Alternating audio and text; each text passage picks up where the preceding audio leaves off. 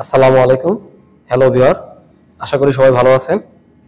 আমরা আজকে দেখাবো আমাদের জেনারেল 2 টন এসি কম্প্রেসার টিপ করার কারণগুলো একটু দেখাচ্ছি আপনাদেরকে। আপনারা দেখতে পাচ্ছেন একটু আমাদের ভিডিওতে, আমরা কিন্তু সরাসরি ভিডিওতে নিয়ে আসছি আপনাদেরকে। একটা ঝুট ভালো করে পেঁচিয়ে কিন্তু আমরা কম্প্রেসারে পানি দিতেছি। এর কারণ হচ্ছে কম্প্রেসার ওভারহিটের কারণে কম্প্রেসার টিপ করে গেছে, কম্প্রেসার আর চালু হচ্ছে না। হ্যাঁ, অবশ্যই এটা কিন্তু একজন টেকনিশিয়ান দ্বারা করতে হবে।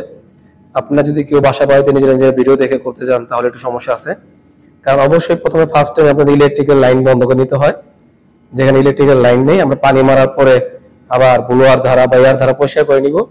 পরিষ্কার করার পরে দেখা গেছে আমরা আগে দেখবো যে কম্প্রেসারটা ঠান্ডা হয়েছে কিনা। কম্প্রেসারটা ঠান্ডা হয়ে গেলে আমাদের কাজ কিন্তু প্রায় 30% হয়ে গেল। তারপরে কেন টিপ করেছিল সেটা আমরা কিন্তু আপনার দিয়ে দেখতে পারবো।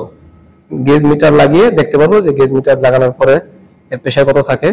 সেই কারণে অনেক ক্ষেত্রে হয়ে থাকে আউটসাইডের কন্ডেন্সার, এই আউটডোরের কন্ডেন্সার যদি অতিরিক্ত হিট হয়ে থাকে আপনার, সেই ক্ষেত্রে কম্প্রেসার গরম হয়ে যায়।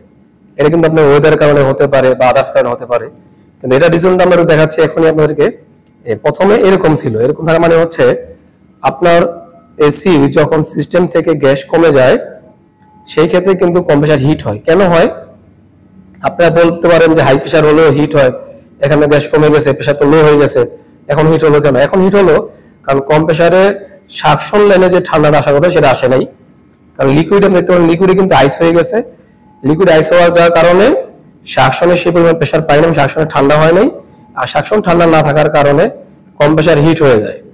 কারণ আপনারা জানেন যে এসির যে কম্প্রেসারগুলি ব্যবহার করা হয় এটি মিডিয়াম ব্যাক প্রেসার কম্প্রেসার।